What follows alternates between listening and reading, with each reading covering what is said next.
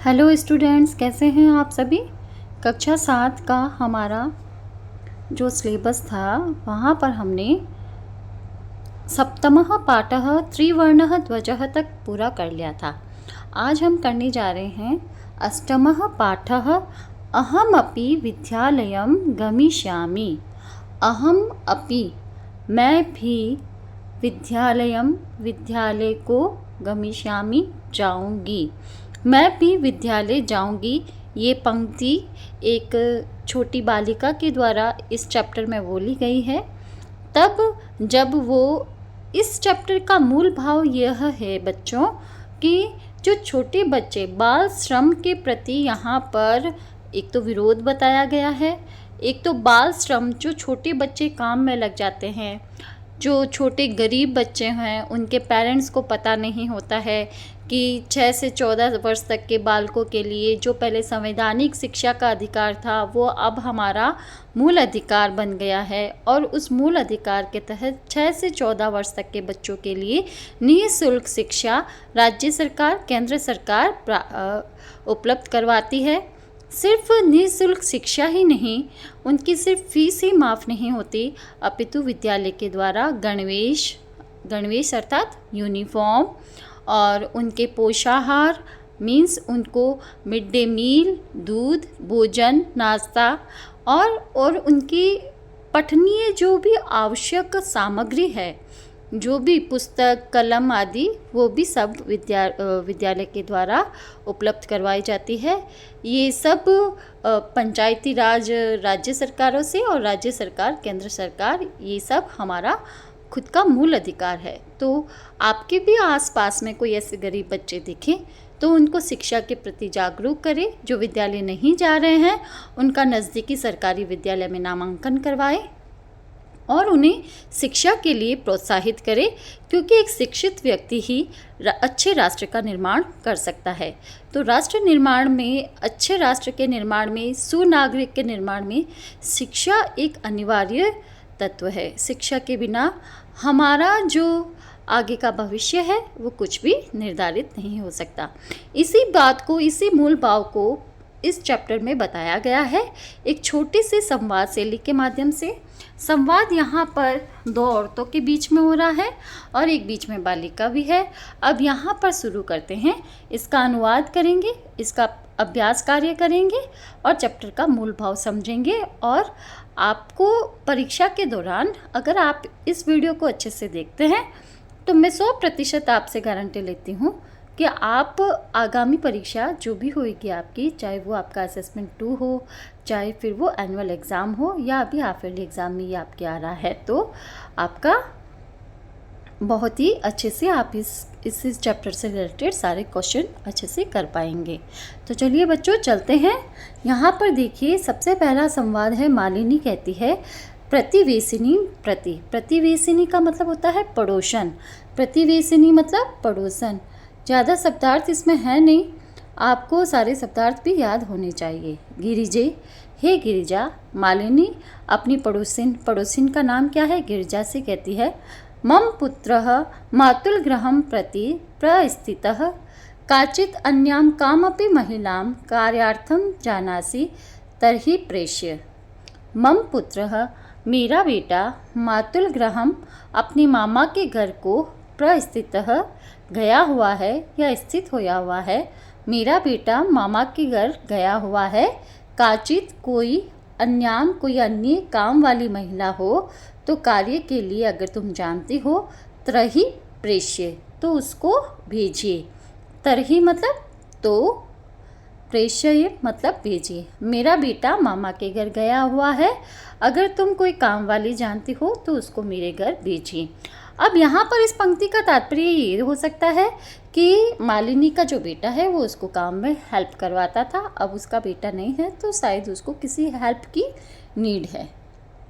गिरिजा कहती है आम सखी, हाँ सखी, अद्य प्रातः एव मम साहिका स्वसुतायाः कृते कामार्थं पृच्छति स्म। अद्य प्रातः, आज सुबह ही, एव मतलब ही। अब अद्य भी एक अव्यय है, प्रातः भी एक अव्यय है और एव मतलब ही, यह भी एक अव्यय है।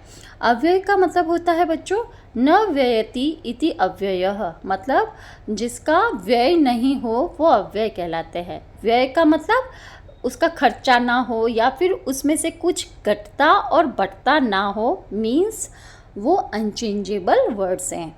तो अद्य मतलब आज सुबह ही मम सहायिका, मेरी जो हेल्पर है, मेरी जो घर पर काम वाली है, स्वसुतायाः अपनी बेटी के लिए, स्वसुतायाः अपनी बेटी के लिए, कृते के लिए, कामार्थम काम के लिए, पृच्छति स्म पूछ रही थी। स्वः कल, आने वाला कल। अब मैंने बहुत बार चैप्टर्स में आपको बताया है, स्वः मतलब आने वाला कल, और ह्यः आधा ह, यह मतलब होता है बीता हुआ कल, मतलब स्वः मतलब हो गया टुमारो, और ह्यः मतलब हो गया यस्टरडे, और अद्य मतलब हो गया टुडे, राइट। स्वः प्रातः एव, कल सुबह ही तया सह वार्ता करिष्यामि, तुम्हारे साथ उसकी बात करवाऊंगी। इतना समझ में आया बच्चों? कल सुबह ही तुम्हारे साथ उसकी बात करवाऊंगी। अग्रिम दिने, अगले दिन, प्रातः काले सुबह के समय, 6 बजे एव ही, अग्रिम दिने प्रातः काले 6 एव, अगले दिन सुबह ही 6 बजे ही, मालिन्याः गृहघण्टिका आगान्तरं कमपि सूचयति, मालिनी द्वारम् उद्घाटयति, पश्यति यत् गिरिजायाः सेविकया दर्शनया सह एका 8 वर्षदेशीय बालिका तिष्ठति। अगले दिन सुबह ही 6 बजे, अगले दिन कितने बजे? 6 बजे, मालिन्या गृह घंटिका आगांतरम कमपि, मालिनी के घर की जो घंटी है वो क्या करती है? लगातार आवाज़ करती है और सूचना देती है। मालिनी क्या करती है? द्वारम उद्घाटयति, द्वार को खोलती है, पश्यति और देखती है कि गिरजा की सेविका दर्शना के साथ, गिरजा की सेविका कौन? दर्शना, उसके साथ उसकी एक 8 वर्ष की पुत्री भी है, उसकी 8 वर्ष की बालिका है। मालिनी और गिरजा ये 2 आपस में पड़ोसिनी हैं। दर्शना उसकी काम वाली है गिरजा की, और यहाँ पर एक बेटी, अब उसका आगमन हुआ है। चलिए, अब दर्शना कौन? काम वाली, वो कहती है महोदय, हे मैडम जी, हे महोदया, भवती आप कार्यार्थम गिरजा महोदयां पृच्छति स्म, आपने कार्य के लिए गिरजा मैम से पूछा था। कृपया मम सुताये अवसरम प्रदाय अनुगृह्णातु भवती, कृपया मेरी पुत्री के लिए अवसर प्रदान करके, उसको काम का अवसर प्रदान करके हमें अनुग्रहित करें, मतलब हमें एक अपॉर्चुनिटी दीजिए, हम आपके घर में मेरी बेटी काम कर सके। मालिनी कहती है परम ऐसा, परंतु यह तो अल्पवयस्का प्रतीयते, कम आयु वाली, अल्प मतलब कम, वयस्क का मतलब आयु, कम आयु की, छोटी उम्र की, कम उम्र की है। किम कार्यम करिष्यति ऐसा, क्या यह कार्य कर सकेगी? अयम तो अस्या अध्ययनस्य क्रीडनस्य च कालः, यह तो इसके खेलने और कूद पढ़ने के समय हैं। अयम तो अस्या, यह तो इसके, अध्ययनस्य मतलब पढ़ने का, क्रीडनस्य मतलब खेलने का, कालः मतलब समय है, यह तो इसके खेलने पढ़ने का समय है। तो दर्शना कहती है, कामवाली कहती है, ऐसा एकस्य गृहस्य संपूर्ण कार्यम करोति स्म, ये एक घर का सारा कार्य करती थी। इसमें आ गया, भूतकाल की बात हो गई। ऐसा एकस्य गृहस्य संपूर्णम कार्यम करोति स्म, यह एक घर का सारा कार्य करती थी। सह परिवारः वह परिवार अधुना इस समय विदेशं प्रति प्रस्थितः, विदेश स्थित हो गया, विदेश चला गया। कार्य अभावे अहम एतस्यै कार्यमेव अन्वेष्यामि। अन्वेष्यामि मतलब खोज रही हूँ। कार्य अभावी अहम एतस्यै, कार्य के अभाव में मैं इसके लिए कार्य को ही ढूंढ रही थी। येन जिससे भवत सदृशा नाम आप जैसे लोगों का कार्यम प्रचलित, कार्य चलता रहता है, और अस्मत् सदृशा नाम गृह संचलनाय च धनस्य व्यवस्था भवेत्, और हम जैसों का अस्मत् सदृशा नाम हम जैसों का गृह संचलनाय घर संचालन के लिए, घर के खर्चे के लिए धनस्य व्यवस्था भवेत्, धन की व्यवस्था हो जाती है। मतलब ये क्या कहते हैं, शुरू से देखेंगे।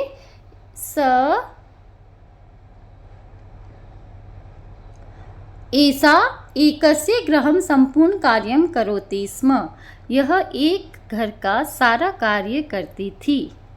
सपरिवारः अधुना विदेशं प्रति प्रस्थितः, वह परिवार इस समय विदेश स्थित हो गया। कार्य अभावे अहम एतस्याय, कार्य के अभाव में मैं इसके लिए कार्य को ही ढूंढ रही थी। येन जिससे भवत सदृशा नाम आप जैसों का कार्यम प्रचलित, आप जैसों का कार्य चलता रहता है, और अस्मत् सदृशा नाम हम जैसों का गृह संचलनाय धनस्य व्यवस्था भवेत्, घर संचालन के लिए धन की व्यवस्था हो जाती है। तो फिर मालिनी कहती है परम एतत् तो सर्वथा अनुचितम, लेकिन यह तो एकदम अनुचित है। किम न जानासि यत् शिक्षा तो सर्वेषां बालकानां सर्वासां बालिकानां च मौलिक अधिकारः, क्या तुम नहीं जानती हो कि शिक्षा बालक और बालिकाओं का मौलिक अधिकार है, मूल अधिकार है उसका। दर्शना कहती है, कामवाली कहती है कि महोदय, है मैडम जी, अस्मत् सदृशानां तु मौलिक अधिकाराः केवलं स्व उदरपूर्ति एव अस्ति। हम जैसों का तो मौलिक अधिकार केवल स्व उदर, स्व प्लस उदर, उदर का मतलब होता है पेट, और यहाँ पर संधि हुई है अ और उ मिलकर ओ, अ और उ मिलकर ओ, और शब्द बना स्वोदर पूर्ति एव अस्ति। हमारा तो मूल अधिकार केवल अपने पेट भरना ही हमारा मूल अधिकार है, हमारे उदर पूर्ति करना ही हमारा मूल अधिकार है। हम जैसों के लिए तो हमारे मतलब 2 समय की रोटी का जुगाड़ हो जाए, यही हमारा मूल अधिकार है। एतस्य व्यवस्थायै एव अह सर्वस्मिन् दिने 5-6 गृहाणां कार्यं करोमि। इसकी व्यवस्था के लिए ही मैं पूरे दिन 5-6 घरों में कार्य करती हूँ। मम रुग्णः पति तो किंचित अपि कार्यं न करोति, मेरा रोगी पति तो कुछ भी काम नहीं करता है। अतः अहं मम पुत्री च मिलित्वा परिवारस्य भरण पोषणं कुर्वः, इसलिए मैं और मेरी बेटी मिलकर परिवार का भरण और पोषण करते हैं। अस्मिन् महाघर्ता काले मतलब महंगाई के समय में, इस महंगाई के समय में, काले मतलब समय में, इस महंगाई के समय में मूलभूत आवश्यकतानां कृते एव धनं पर्याप्तं न भवति, मूलभूत आवश्यकताओं की पूर्ति के लिए ही धन की पर्याप्त नहीं होता है। तर्हि कथं विद्यालय शुल्कं गणवेशं पुस्तका आदीनि क्रेतुं धनम् आनेष्यामि, तो फिर कैसे विद्यालय की शुल्क, विद्यालय की फीस, गणवेश अर्थात कि विद्यालय की यूनिफॉर्म, पुस्तक आदिनी और पुस्तक आदियों की क्रेतुम खरीदने के लिए धनम आनेष्यामि, धन आएगा, पैसे आएंगे। यहाँ पर तो 2 समय की पूर्ति ही होती है खाने की, और इस महंगाई के ज़माने में तो मूलभूत आवश्यकताओं के लिए भी धन पर्याप्त नहीं हो पाता है। तो फिर कहाँ से हम इसकी विद्यालय की फीस, इसकी यूनिफॉर्म, गणवेश मतलब यूनिफॉर्म है ना, गणवेश, पुस्तक आदि को खरीदने में हम धन प्राप्त करेंगे, कैसे हमारे धन की व्यवस्था होगी इसकी शिक्षा के लिए। तो फिर मालिनी कहती है, अहो अज्ञानम भवत्याः, भवत्याः मतलब आपको, अज्ञानम अज्ञान है, आपको पता नहीं है, आप नहीं जानती हैं। किम न जानासि, क्या तुम नहीं जानते हो।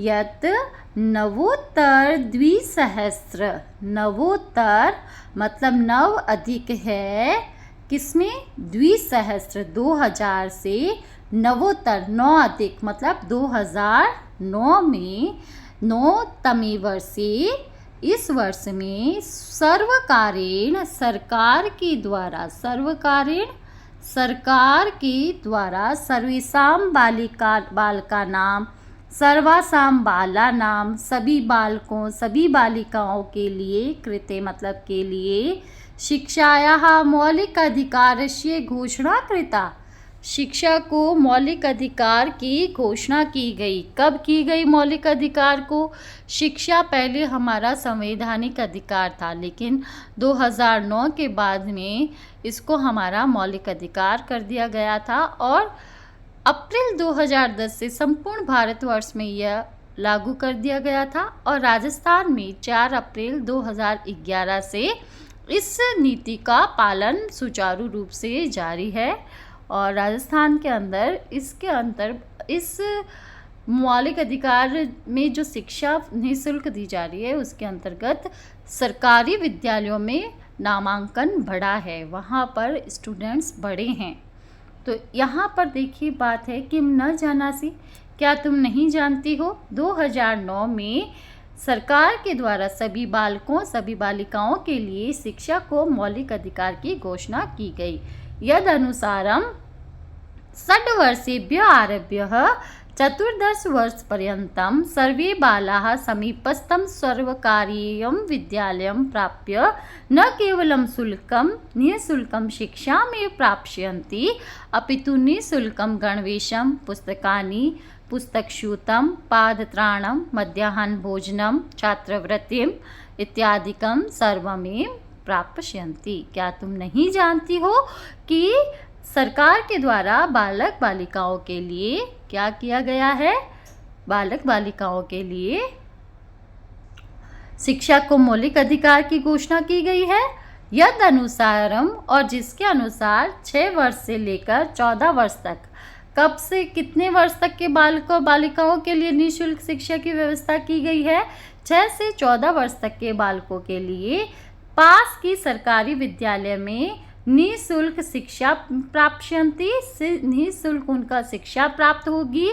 अपितु न सिर्फ शिक्षा ही प्राप्त होगी बल्कि निःशुल्क गणवेशम, निःशुल्क उनको मतलब बिना किसी रुपए के बिना किसी खर्चे के उनको गणवेश अर्थात उनको पोशाक भी मिलेगी, उनको यूनिफॉर्म भी मिलेगी, पुस्तकानि उनको पुस्तकें भी मिलेगी, पुस्तक शूतम और पुस्तक को रखने के लिए पुस्तक का जो बैग होता है, शूतम का मतलब होता है थैला, स्कूल बैग भी मिलेगा, पादत्राणम मतलब जूते ये भी मिलेंगे, मध्याह्न भोजनम और मिड डे मील जो होता है दोपहर का भोजन है वो भी मिलेगा, छात्रवृत्तिम और जो बच्चा पढ़ाई में अव्वल आएगा, सबसे आगे बढ़कर सबसे ज़्यादा इंटरेस्ट लेकर स्टडी करेगा उनके लिए छात्रवृत्ति भी, आगे की मतलब सरकारी आगे की जो हायर एजुकेशन है उनमें छात्रवृत्ति भी ये सब प्राप्स्यन्ति प्राप्त करेंगे। दर्शना कहती है अपि एवं, क्या ऐसा भी है, आश्चर्येन मालिनीम पश्यति, आश्चर्य के साथ मालिनी को देखती है, हाँ ऐसा भी है। मालिनी कहती है आम वस्तुतः एवमेव, वाकई में ऐसा ही है। तो फिर दर्शना कहती है, दर्शना कृतार्थम प्रकटयन्ति, मतलब कृतार्थ मतलब उनके आगे अपने आप को बहुत ज़्यादा उसका उपकार मानती है। अनुग्रहिता अस्मि महोदय, हे मैडम जी आपने तो मुझे अनुग्रहित कर दिया, मतलब आपने तो मुझे बहुत ज़्यादा अच्छी बात बता दी। मेरा उपकार कर दिया, अनुग्रहित कर दिया मुझको। एतत् बोधनाय, यह बताकर, अहम अद्य एव अस्या प्रवेशम समीपस्थे विद्यालये कारयिष्यामि, मैं आज ही इसका समीप में स्थित विद्यालय में इसका प्रवेश करवाऊंगी। दर्शनयाः पुत्री। अब सबसे लास्ट में इस दर्शना की पुत्री का संवाद है। उल्लासेन सह, उल्लास के साथ कहती है। छोटे बच्चों को विद्यालय जाना, पढ़ना बहुत पसंद होता है। अगर उनकी छोटी अवस्था में ही पढ़ाई के प्रति रुचि उत्पन्न हो जाती है और वो अच्छा पढ़ लेते हैं तो वो राष्ट्र के निर्माण में एक बहुत बड़ा योगदान होता है। और वो ही काम यहाँ पर मालिनी ने किया है। और वो ही काम की अपेक्षा सिर्फ मालिनी ही नहीं, आप जैसे और हम जैसों का भी दायित्व है कि आपके आस पड़ोस में अगर कोई निःशुल्क छोटा बच्चा श्रम कर रहा है, मेहनत कर रहा है और निःशुल्क शिक्षा प्राप्त नहीं कर रहा है, तो हमें उसको शिक्षा के प्रति अवगत कराना है और उसे विद्यालय में प्रवेश दिलवाना है। तो अब दर्शना की पुत्री उल्लास के साथ कहती है, अहम विद्यालयम गमिष्यामि, मैं विद्यालय जाऊंगी। अहम अपि पाठिष्यामि, मैं भी पढ़ूंगी। इति उक्त्या करतल वादन सहित, करतल का मतलब होता है हथेली और उसका वादन मतलब तालियों की आवाज के साथ, नृत्यति मालिनीम प्रति च कृतज्ञताम गाप्यति, और वो तालियां बजाकर नाचते हुए कहती है कि आहा अहम अपि विद्यालयम गमिष्यामि। तो बच्चों, आप भी एक बार ऐसे ताली बजाकर हंसकर बताइए कि सोचो उस बच्चे को कितनी बड़ी खुशी मिली। मैं भी विद्यालय जाऊंगी, मैं भी अब पढ़ूंगी। और तालियां बजाते हुए वो नाचती है और मालिनी के प्रति कृतज्ञता स्थापित करती है। तो बच्चों, क्या आपको ये चैप्टर अच्छे से समझ में आया? उम्मीद करती हूँ आपको चैप्टर समझ में आया है। तो आप इसकी प्रश्न उत्तर भी अच्छे से कर सकते हैं। अब जैसे प्रश्न उत्तर देखते हैं अपन। गिरजायाः गृह सेविकायाः नाम किम आसीत्? गिरजा की काम वाली का नाम क्या था? दर्शना। दर्शनायाः पुत्री कति वर्षीया आसीत्? दर्शना की पुत्री कितने वर्ष की थी? 8 वर्षीया। यहाँ पर वर्षीया आएगा, 8 वर्षीया, 8 वर्ष की। अद्यतवी शिक्षा अस्माकं कीदृशः अधिकारः? आज शिक्षा हमारा कैसा अधिकार है? मौलिकः, फंडामेंटल राइट्स, जिसे इंग्लिश में कहेंगे फंडामेंटल राइट्स, और इसे संस्कृत में कहेंगे मौलिक अधिकारः। दर्शनयाः पुत्री कथम नृत्यति? दर्शना की पुत्री कैसे नाचती है? सबसे लास्ट में करतल वादन सहित।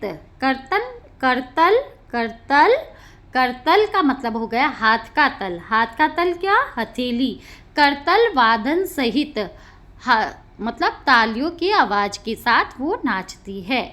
तो आपको ये प्रश्न उत्तर याद हुए होंगे, समझ लीजिए अच्छे से। पूर्ण वाक्य में उत्तर दो। 8 वर्ष देस्या दर्शनायाः पुत्री किम समर्था अस्ति? 8 वर्ष की दर्शना की पुत्री क्या करने में समर्थ थी? तो 8 वर्षीया दर्शना पुत्री एकम सर्व कार्येषु समर्थाः आसीत्, सभी कार्यों में समर्थ थी। क्वेश्चन से कॉपी करेंगे, किम की जगह सर्व कार्येषु लगा देंगे, सभी कार्यों में समर्थाः आसीत्, समर्थ थी। ठीक है। पूर्ण वाक्य में उत्तर देने के लिए जो कह वाला रूप है उसको कट करके आप आंसर लिख सकते हैं। दर्शना, अब यहाँ पर कति, जब भी प्रश्न में कति आए, मान लीजिए ये कोई संख्यावाची शब्द को सूचित कर रहा है। दर्शना कति गृहाणाम कार्यम करोति स्म? दर्शना कितने घरों में कार्य करती थी? तो यहाँ पर बताया था 5-6 घरों में वो कार्य करती थी, जिससे उसके घर का खर्चा निकलता था। तो दर्शना कति को गोला बनाएंगे और 5-6 गृहाणाम कार्य करोति स्म, कॉपी करेंगे। कति की जगह लिखेंगे 5-6 गृहाणाम कार्यम करोति स्म। 5-6 गृहाणाम, कति की जगह 5-6 गृहाणाम कार्यम करोति स्म। अंडरस्टूड? 5-6 ग्रहों में कार्य करती थी। मालिनी स्वप्रतिवेशिनी प्रति किम कथयति। मालिनी अपनी पड़ोसिन के प्रति क्या कहती है। मालिनी अपनी पड़ोसिन से क्या कहती है कि कोई नौकरानी हो तो बताना, कोई काम वाले हो तो बताना। तो यहाँ पूरी पंक्ति भी कॉपी करके लिख सकते हैं कि मालिनी स्वप्रतिवेशिनीं प्रति कथयति स्म गिरिजे मम पुत्रः मातुल गृहं प्रस्थितः काचिदन्यां कामपि महिलां कार्यार्थं जानासि तर्हि प्रेष्य। इतना भी लिख सकते हो कि कामपि महिला कार्यार्थम जानासि तर्हि प्रेष्य। हे गिरिजा, कोई काम वाली जानती हो, कोई काम के लिए महिला जानती हो तो उसे भेजिए। अब यहाँ पर लास्ट प्रश्न है कि अद्यतवी शिक्षा किम किम निःशुल्कं प्राप्नुवन्ति। आज छात्र विद्यालय में क्या क्या निःशुल्क प्राप्त करते हैं। तो अद्यतवी छात्रा विद्यालय निःशुल्क शिक्षा मतलब बिना फीस की शिक्षा, गणवेशम मतलब यूनिफॉर्म, पुस्तकानि बुक्स, पुस्तकशूतम स्कूल बैग, पादत्राणम शूज जूते, मध्याह्न भोजनम, छात्रवृत्तिम इत्यादिकम प्राप्नुवन्ति। इन सबको प्राप्त करते हैं। तो ये प्रश्न उत्तर आपको समझ में आए बच्चों। आगे चलते हैं। रेखांकित पदम आधृत्य प्रश्न निर्माण कुरुत। प्रश्न निर्माण करना है। यहाँ पर प्रश्न निर्माण में आपको मालिनी द्वारम उद्घाटयति। अब यहाँ पर मालिनी स्त्रीवाचक शब्द है तो स्त्रीवाचक शब्द प्रथम एक वचन हो जाएगा कह का रूप का द्वारम उद्घाटयति, कौन द्वार को खोलती है। शिक्षा सर्वेषां बालानां मौलिक अधिकारः। शिक्षा आज सभी बालकों के लिए मौलिक अधिकार है। तो शिक्षा केषां बाल मौलिक अधिकारः। शिक्षा किसका मौलिक अधिकार है। सर्वेषां बालानां। दर्शना आश्चर्येण मालिनी पश्यति। दर्शना आश्चर्येण काम पश्यति। दर्शना आश्चर्य के साथ किसको देखती है। मालिनी पश्यति। दर्शनया तस्या पुत्री च मिलित्वा परिवारस्य भरण पोषणं कुरुत स्म। दर्शना तस्य पुत्री मिलित्वा परिवारस्य कस्य।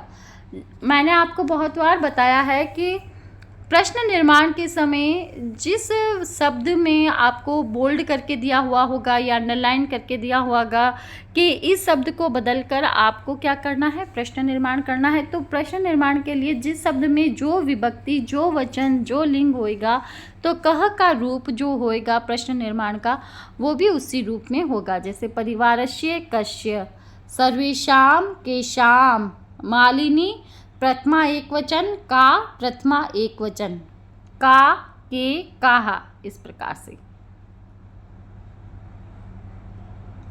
हाँ, यहाँ पर संधि विच्छेद पूरा करना है। यहाँ पर ग्रामम प्रति, ग्रामम प्रति, ग्रामम प्रति।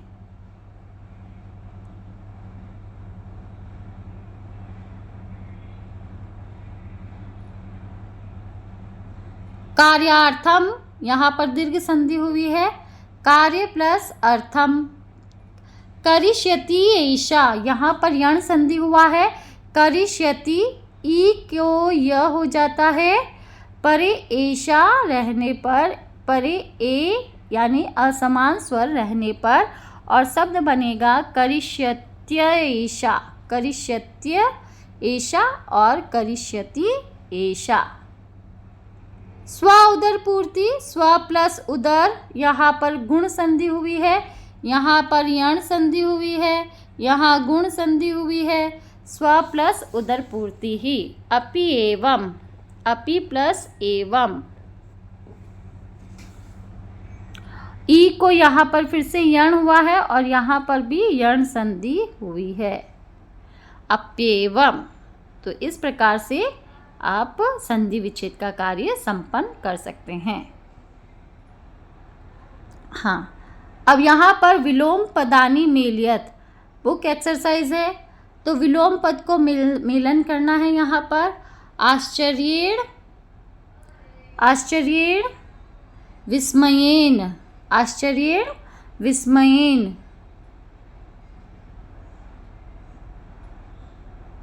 यहाँ पर देखेंगे परिवारस्य कुटुम्बस्य कालः समय, ये सारा मैच किया हुआ है उत्तर। उल्लासेन प्रसन्नतया अध्ययनस्य पठनस्य समानार्थक पद है, मतलब आश्चर्य का मतलब भी आश्चर्य करना, विस्मय का मतलब भी आश्चर्य करना। परिवार कह दो, कुटुंब कह दो, समान अर्थ है। काल कह दो, समय कह दो, समान अर्थ है। उल्लास कह दो, प्रसन्नता कह दो, समान अर्थ है। अध्ययन कह दो, पठन कह दो, एक ही बात है। तो यहाँ पर ये अनमैच को यहाँ पर मैच किया हुआ है। ये प्रश्न है और इसका ये उत्तर है। विलोम पदानि मेलयत, विलोम पद का मेलन करना है। हाँ, यहाँ पर ये प्रश्न है। अब क्रेतुम मतलब खरीदना, विक्रेतुम बेचना, विलोम पद हो गया। ग्रामम गांव, नगरम शहर। पृच्छति पूछता है, कथयति कहता है। पूछना और कहना आपस में विलोम शब्द है। स्वः, स्वः मतलब आने वाला, कल टुमारो। ह्यः यस्टरडे बीता हुआ कल। समीपस्थ पास में, दूरस्थ दूर। तो इस प्रकार आप समानार्थक पद वाली और विलोम पद मेलियत। अब यहाँ पर नेक्स्ट क्वेश्चन है विशेषण विशेष्य पद मेलियत। विशेषण विशेष्य पद मेलियत। विशेषण किसे कहते हैं? जो संज्ञा और सर्वनाम शब्दों की विशेषता बताते हैं वो विशेषण कहलाते हैं, और जिन पदों की विशेषता बताई जा रही है वो पद विशेष्य कहलाएंगे। जैसे यहाँ पर देखेंगे बालका नाम, तो बालका नाम के आगे लिखा है सर्वेशाम, सभी बालकों का। तो बालक संज्ञा शब्द यहाँ पर विशेष्य है और ये क्या है? विशेषण। ऐसा अल्पवयस्क का, जहाँ पर विशेषण विशेष्य भी देखिए कि जिसमें जो लिंग विभक्ति वचन होता है सेम वैसा ही होता है, सेम वैसा ही मैच किया जाता है। जैसे यहाँ पर ऐसा आया है तो इसके साथ अल्पवयस्क का आएगा, क्योंकि ऐसा स्त्रीलिंग का शब्द है और यहाँ पर अल्पवयस्क का ये भी स्त्रीलिंग का शब्द है।